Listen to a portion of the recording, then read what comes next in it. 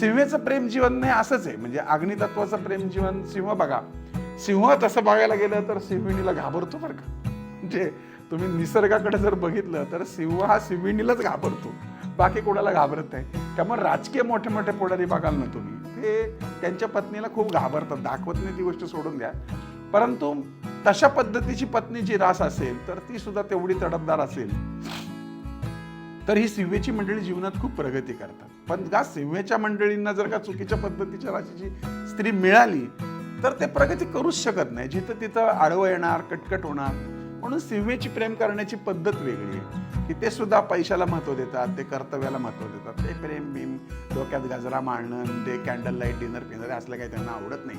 आणि होऊ शकतं कारण सिंह हा राजा असल्यामुळं मल्टिपल अफेअर्स करण्याकडे पण या मंडळींचा कल असतो. त्याच्यामागं भावना वाचणं रिझवणं नसतं, पण एक असतं की मी किती भाई, माझ्या मागं एवढे, माझ्या मागं तेवढे. म्हणजे स्त्रियांच्या बाबतीत पण घडू शकतो ना, याच्यातला भाग नाही.